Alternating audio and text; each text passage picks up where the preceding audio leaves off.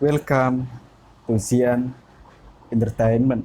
Pemberontakan PKI di Madiun tidak lepas dari jatuhnya kabinet Amir Syarifuddin pada 1948.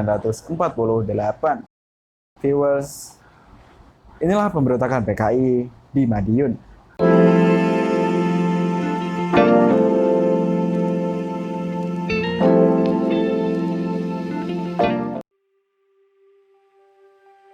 Pemberontakan PKI di Madiun tidak bisa lepas dari jatuhnya kabinet Amir Syarifuddin pada 1948. Pada saat itu, Amir Syarifuddin menandatangani perjanjian Renville yang ternyata hasil perundingan tersebut sangat merugikan Indonesia. Dalam buku Lubang-Lubang Pembantaian Petualangan PKI di Madiun 1990, karya Maksum, berikut latar belakang pemberontakan PKI di Madiun. Perjanjian Renville. Salah satu hal yang paling utama terjadinya pemberontakan di Madiun karena perjanjian Renville, di mana dalam perjanjian tersebut Indonesia sangat dirugikan. Belanda dianggap menjadi pihak yang paling diuntungkan dan pihak kabinet Amir menjadi jatuh. Banyak sekali rakyat dan pemerintah yang menyalahkan Amir karena pada saat itu dia yang menjadi perwakilan Indonesia. Dengan kemunduran Amir, Presiden Soekarno menyuruh Wakil Presiden Muhammad Hatta untuk kembali menyusun kabinet baru. Saat itu, kabinet Hatta tersusun tanpa keikutsertaan golongan sosialis maupun golongan kiri. Pembentukan FDR. Saat itu Amir turun dari kabinetnya dan diganti oleh kabinet Hatta.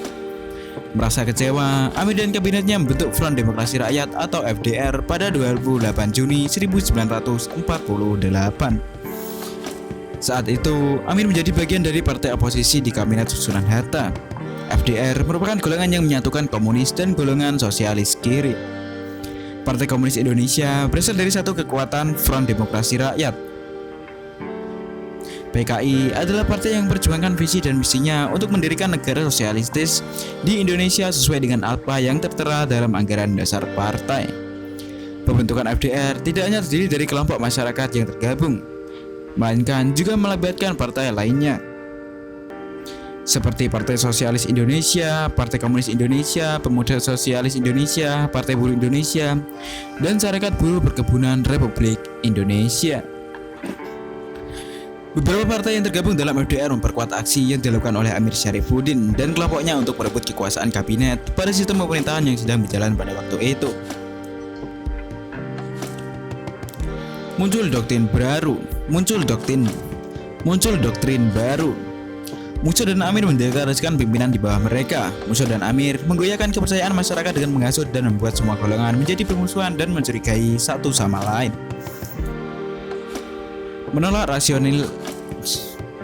rasionalisasi kabinet Hatta. Kabinet Hatta melakukan rasionalisasi dan reorganisasi dalam upaya peperangan yang berisi pembubaran dari pemegang pimpinan TNI beserta gabungan angkatan perang, staf angkatan umum perang dan wakilnya diangkat untuk sementara waktu, Panglima Angkatan Perang Mobil ditetapkan oleh Presiden untuk diberi kepada Jenderal Sudirman, staf markas besar pertempuran juga dilakukan pengangkatan sementara.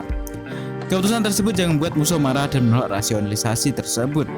PKI saat itu didukung oleh dua kader politik besar, yaitu Masyumi dan PNI.